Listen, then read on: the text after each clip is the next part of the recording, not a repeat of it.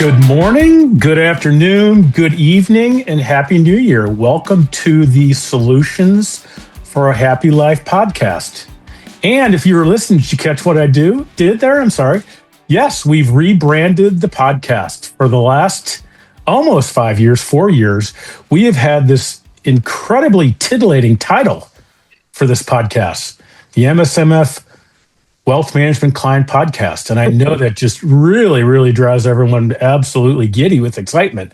So we have rebranded here in 2026 to the Solutions for a Happy Life podcast. And the reason why we did that, for those of you who are in the St. Louis area, who come to our office frequently, you can see over my shoulder here, that is our purpose statement for our firm, Solutions for a Happy Life.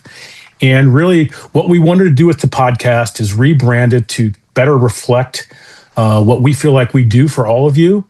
When we help you create your overall financial blueprint, it's really designed to help put you on the path to achieve your vision of a happy and successful life. And as what we like to say all the time, it really has nothing to do with the money, but it does have to do with how the money can help you realize your life's vision. So therefore, we are now officially the Solutions for a Happy Life podcast.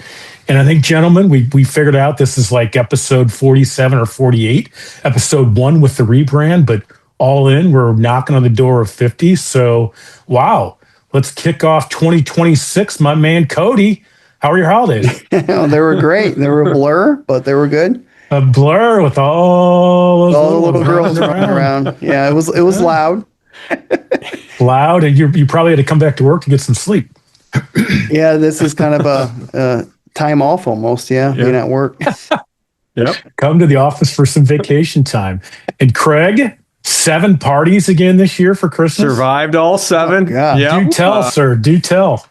Yeah, it's a marathon, not a sprint. Started the week before Christmas and just actually had our last one this past Saturday. So we survived, though. But similar to Cody, I was looking forward to come back to work for some rest and relaxation after the holidays. Yeah. I loved those days, but I got to tell you, I do not miss them. So I feel your pain. So as you've noticed, I'm not sitting there next to my 2 colleagues. I am actually in sunny Florida. Don't feel bad for me. Came down here, was supposed to come down here after Christmas with my daughters. Rosie bailed on me because there was a New Year's Eve party she wanted to be at in Nashville. Imagine that, didn't want to hang with her dad. Gracie came down for a couple of days, but then she ran back to St. Louis because the boyfriend, Andrew, didn't come with her. So here I've sat since New Year's, and sadly I got sick. So really, it's been a joyous trip to Florida. So I am happy to connect with you guys today. And for those of you that care, I feel a little bit better, and I'll be back home in a few days, back in the groove. So what I want to do today, fellas, because we get, as you both know, we get a lot of text messages, emails, phone calls from clients asking about all sorts of things as it relates to their kind of financial blueprints. But one of the most common ones that we get, and this season is no different, is what will the new year hold, right? What should we expect? What do we got to do differently? And what I thought we could do today is to start by kind of recapping 2025. I'm really interested in getting both of your perspectives on what you think we should carry over from 2025 as we lay out kind of our strategies for 2026. So I'm going to dive right into it. And Kraig, I'm going to start with you. Give me something you think is important for us to carry forward from 2025 when we start figuring out strategies for our clients for 2026. Yeah, so one of the biggest issues right now in the economy, it's been talked about a lot on the news, is this whole affordability crisis, if you will, that seems to be in the news every day. So obviously inflation ticked up a lot the last few years. It has started to trend down, but even 2025, even though inflation was much lower than the previous years, it's still well above the Fed's target of 2%, currently around 3%. Some prices have come down, but overall prices are still increasing. And so that's one of the biggest, issues, consumers are having is, even though prices aren't going up as fast, they're still 20% higher than they were pre-COVID. And unfortunately, that's likely not going to change. Yeah, some specific goods have dropped a lot in price, but looking at some of the big ones, insurance premiums, with how much houses have gone up in price the last 5 years, those insurance premiums are going to continue to increase. Healthcare is a big one that's been in the news lately. Those healthcare premiums are continuing to increase. So that's all very sticky inflation, and there's not a whole lot the Fed can do. They have been lowering interest rates, but with how sticky some of these things are, it's going to take an adjustment period for consumers and wages to kind of adjust to that. Another big one as it relates to inflation was obviously tariffs that were enacted last year. Didn't see as much of a jump in inflation as many people projected. Not to say that can't happen, but so far, some goods have jumped, but overall, the effect as far as inflation goes from tariffs has been relatively small on an overall standpoint. And so there's obviously lots of litigation going on in the courts right now as far as, how much of these tariffs are going to be able to stick. And so that's another thing as it relates to inflation and the Fed with interest rates, kind of how that all plays out is what we'll be looking into for 2026. Gotcha. So just for some perspective, under the Biden administration, CPI over the 4-year period, I think it was up 21 or 22%. And under the second Trump administration, what I'm hearing is that slowed tremendously, but we're still seeing increasing prices, and a lot of the prices have not reset themselves back to where they were under Trump administration 1, correct? Yeah, correct. And a lot of those likely aren't going to go back to pre-COVID levels, unfortunately, just because of how much money is in the system now that was printed during COVID. It's going to have to kind of get used to the new normal, which is obviously a tough adjustment for many. Okay. So, all right, that makes sense. And that is a big one to continue to pay attention with what's going on with prices and where we spend our pennies, right? All right, Cody, you're up. What's your number one carry forward from 2025, brother? Have to be the what do they call that? The Big Beautiful Act or the OBBA? The One Big Beautiful Act. That's right. Act. There you go. OBBA.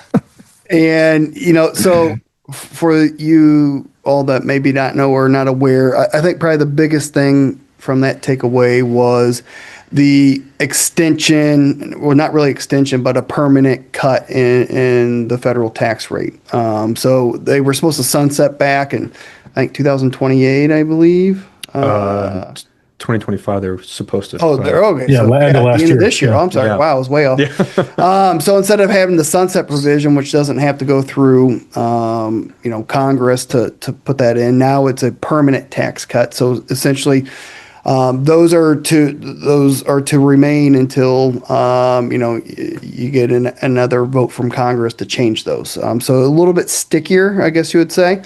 But really, at the end of the day, it's more money in people's pockets because it keeps those standard deductions quite high from relative history. And also, it added in, which I think is a huge thing that people certainly you'll notice it this year when you go into your taxes. If you're going to be 65 or older in that tax year, you can get an additional $6,000 per person deduction on top of the normal standard deduction. So, you're talking for a lot of people, that's a pretty big savings right off the bat in taxes. So there will certainly be a lot of strategy planning to go around that. To utilize, people having IRA money, and maybe they can get it out of the account and not have to pay much federal and state tax on that. Yeah, and so just to follow up on that, Cody, is that I know that you both talked a lot to the firm's clients last year about what was coming with this, but the vast majority of the provisions, right, are really slated to fly in here in 2026.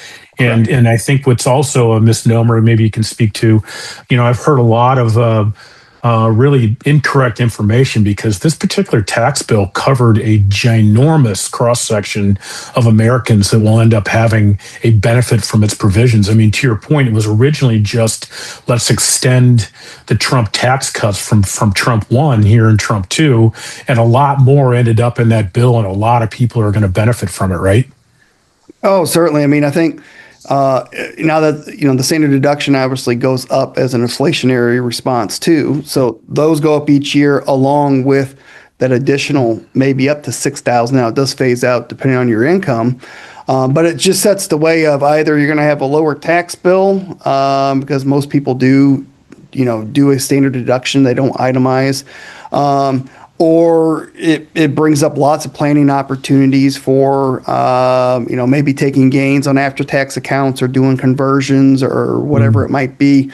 It opens up that opportunity that maybe wasn't there before. Yeah, so fair to tell our clients that when we do reviews this year, there's going to be a lot of conversation about what ended up in this tax act, right? Oh, certainly, yeah. Yeah. Kraig, anything else that you think we should be carrying forward from 2025 that'll be important for strategy perspective this year? Yeah. So another kind of economic issue that's been in the news lately is, how is unemployment doing?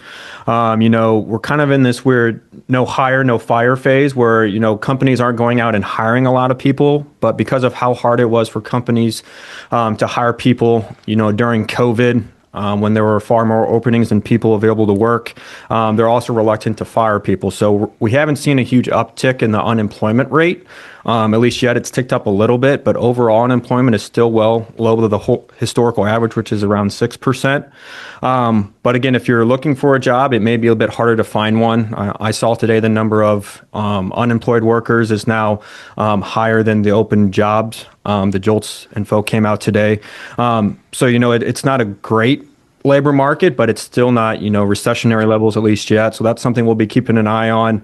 There's been lots of talk about investment coming into the U.S., and so we'll see how that plays out. Obviously, with this AI data center build out, that's going to create potentially lots of jobs. So that's one of the big things we're keeping an eye on this year is kind of how that all plays out as far as unemployment goes.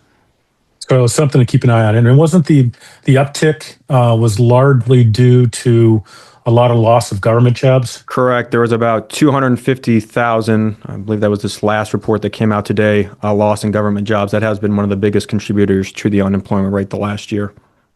Gotcha. Cody, you got an honorable mention for us to bring forward? Probably be with just interest rate environment we're in now. So, as you guys are probably aware, the Feds have been on a slowly but surely cutting of interest rates. 2025, we saw 3 more rate cuts for 75 basis points. And I think the projection going out through this year is kind of the same they did the last couple of years. I think it'd be more of a wait and see type thing. But they still have cuts kind of on the docket. We just don't know when to expect those. But when you're in that environment, the long gone, I think, are the days of the CDs certainly paying 4.5% to 5% plus. And in fact, a lot of short-term rates are in that 3.5% category now. So I think we're kind of, flipping the script on what other opportunities are there besides putting money in a money market or CD that can maybe get opportunity for more yield. So to clarify, we're probably headed back to maybe not as bad as it was pre-COVID in terms of the kind of yield on savings and money markets, but certainly the trend is downward. Fair statement? Yeah, I would say certainly not anywhere close to before COVID. Probably, historical normals, I guess you would say. Okay, gotcha. All right, awesome, fellas. So that with those 4 items, I think those are very good for our clients to kind of think about as we work with them on strategies for 2026. So given that, let's dive right into that. Cody, I'm going to come back to you. Given kind of what we should carry forward, what's at the top of your list from a strategy perspective as we work through with clients and what to be keenly aware of here in 2026?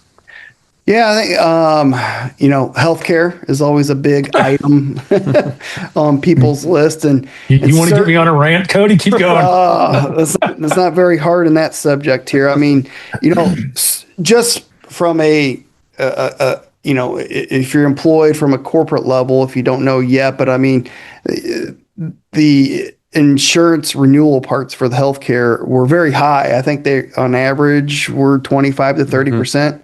That's what our friends at Sonus were delivering to their corporate clients. Yeah. So, if you're in that range or under, I'd say feel lucky about that because there are some that was certainly a lot higher. And I mean, the if you're on Affordable Care Act right now, the ACA in that landscape, I think the biggest change that the way it looks right now is that the subsidies for, they have these different tranches, let's just say, and you were subsidized either on the premium amounts you're paying and or the deductible amounts as well. Well, probably the biggest thing going away is that there's an income limit depending on the poverty level and how many people you have in your household. And that limit wasn't enacted since COVID, I believe. So you were getting subsidized to help pay for those premiums. Right. Now, let's say you're a two-couple household, and that limit for you is essentially a little bit above $80,000. That if you have any income sources, that's going to be IRA distributions coming out, your Social Security, whatever it might be. If that number gets over $80,000, you lose all those subsidies to help pay for those insurance premiums. So I think a lot of people will be in for sticker shock, really, because it hasn't been enforced. It was kind of on leave for the past 4 years. That will be there now. So, I think Kraig had mentioned they were kind of going through the House, getting votes to maybe extend that. We'll see what really comes down the docket with it. But, just certainly be aware that that's kind of it's a mess right now. Yeah, so I'll avoid going off on my healthcare rant, but I will say that I think, Democrats, Republicans, Independents, they are all to blame for this mess, right? Yep. Everyone's had a decade plus to come up with a better plan. The way they structured the system, it teetered on the brink of collapse from the beginning, and now here we are. And who's left holding the bag but are all of us taxpayers, and particularly people that are on the system, that are in affordable care. The good news, I think, is there's going to be a better system at some point, and I think it will positively impact everyone, whether you're actually on Affordable Care Act or not. It's just a question of how long it takes these dinglings to get us there, right? Right. And I just wanted to add one thing to the Affordable Care Act. So just remember that as far as your subsidies goes, that it's basically called a cliff cutoff. So if you're $80,001 over, you lose that subsidy. So that's why, income planning is big, right? It's not like tax brackets. So it really is, if you think you're going to be going on it, getting retired here in the next couple of years, obviously we'll be having a conversation about that, but just know that it's $1 over and you lose the subsidy. So it's very important to keep that in mind. Correct. Yeah, and I would say to add to that, Kraig, is that you're right. We do, and I know you guys do the same. We urge our clients, let's start talking about when you might retire, leave your job well in advance of that. I know sometimes we can't discuss it well in advance because it happens, unfortunately, without notice. But if you're going to retire, we have to start navigating that landscape. We talk a lot about utilizing COBRA. We talk about some of the other non-traditional healthcare plans that are out there, which we're not going to take all day today to talk about all those, but please bring it up.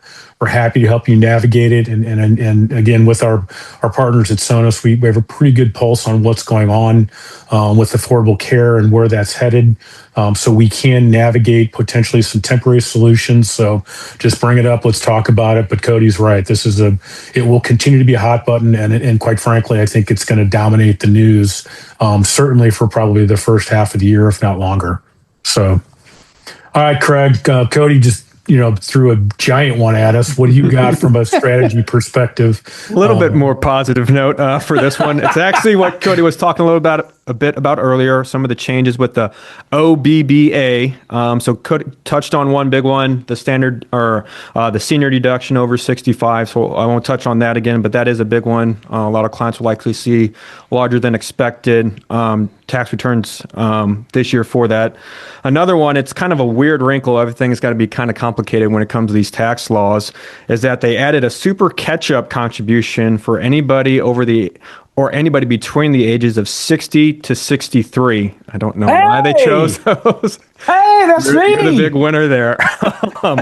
So if you're between those ages, within your 401k plans, you can contribute an additional $11,250 instead of the traditional catch-up contributions. If you're 59 or over the age of 63, you got to go back to the regular catch-up contribution. So I don't know why they made that weird rule, but that's one of the things in there to help bump up contributions before you get to that retirement age. Is that age discrimination? Sorry. I guess, but it's for the positive. I don't know. Unless you're 64, you got to go back. So anyways, it's in there. That's one that probably gets lost in the weeds a little bit. We'll also be talking to our clients about that because it's easy to forget about it, but that is out there. Another one as it relates to 401k plans, if you want to do any type of those catch-up contributions, if you're 50 and over and doing those catch-up contributions and make over $145,000, you can no longer do that as a pre-tax contribution. In other words, get the tax deduction. They do have to be in Roth form, which means you pay the income taxes this year on it. So just keep that in mind. One of the other kind of big ones, it was a big sticking point when they were doing the negotiations for the bill, is they have upped the SALT, the state and local tax deduction.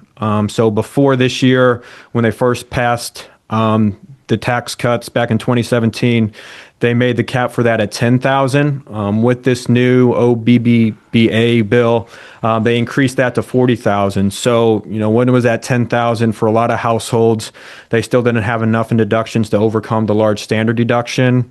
Well, now with the $40,000, obviously consult with your tax professional, but you may actually be able to take advantage of that if you live in a high tax or high property tax location, to use the SALT instead of the standard deduction. Yeah, thanks for mentioning that. Keep my friends in compliance happy because we can get everybody all dressed up to go see their CPA or their tax professional. But just to remind you, we don't do taxes, but we certainly have more than a working knowledge for how this stuff flows to your return. So I would say, Kraig, because it goes back to what Cody kind of said on the first part, what to bring forward. To be fair, the what's in this tax bill are going to really be a part of a lot of our client conversations going forward this year in terms of the benefits and how to take advantage of it. Fair? Yeah, totally. Okay, cool. You got anything else, Kraig? Anything else we should be? I think that's it. Yeah. All right. Cody, what else you got, brother? Yeah, kind of going back to something I mentioned earlier, like cash and savings. You had a really risk-free couple of years there where you could get 5% or above. And like I said, I think long gone are those days in the near future anyway. So, what are some other alternatives or scenarios to maybe get a greater chance at earning yield? And, that could be, the use of bonds. Bonds are attractive and believe it or not, in a falling interest rate environment, or they can be historically. There's also buffer type strategies that you can do that kind of track equity indexes that have a buffer to the downside on that. So, it takes out some of that downside risk that you would otherwise have. Dividend stocks become more attractive as their yields can be pretty close or higher than what's out there in the cash world. So, usually see people starting to put money towards like utilities and things like that. So there's strategies like that to put in place. So, all sorts of ways are saying now, we think rates are going to be higher than they will be at the end of the year. So maybe locking some of that into maybe longer term fixed things like CDs or annuities or whatever it might be. But certainly if you have the money market, the expectation is that those rates will probably go down as they cut rates. All right. Well, Cody, Kraig, thank you for that. Let's close her out. Kraig, I'll ask you, final word, your thoughts going forward. I thought you guys did a great job today sharing some great information on what to carry forward, what to look for here in 2026. Final word, brother. Yeah, so obviously a few changes as far as, with all the legislation that's being passed. Obviously this year is another election year, so we'll be keeping an eye out on any changes to that. But, overall things still look pretty good from an overall economic perspective. So, kind of stay the course and, we'll have an eye on the prize as far as the rest of the year goes. Yeah, I'd say, because of all the changes that happened, just because something didn't work out last year, you weren't able to do it. Certainly, if you feel like that's changing in your landscape, then certainly reach out to us. I'm sure we'll be getting in touch soon to have reviews and all that. But I think it just brings up a lot more opportunities for everybody, and we don't want to let those pass by. Mm-hmm. Yeah, and by and large, there's some good stuff and some good strategies we can talk through with clients in terms of what to do going forward, particularly take advantage of the Tax Act. So, gentlemen, I appreciate you. Hopefully, we won't have to go through this separation again. I really enjoy being there with you, and I really don't like this background because my hair does funky stuff with it. So we probably won't have a background for we do this again. But anyway, thanks to everyone for joining. And please feel free to share the Solutions for a Happy Life podcast, the newly minted Solutions for a Happy Life podcast, with your friends, family, colleagues. If this generated any questions, please use the text line, email. Heck, please pick up the phone and call us. We love to chat on the phone and walk you through some stuff. And I hope everybody had a fantastic Christmas, New Year's, and holiday season. And we very much look forward to getting together with you this year to take advantage of all these new and cool things that the gentleman talked about today to get incorporated into your financial blueprint. Take care. Happy New Year.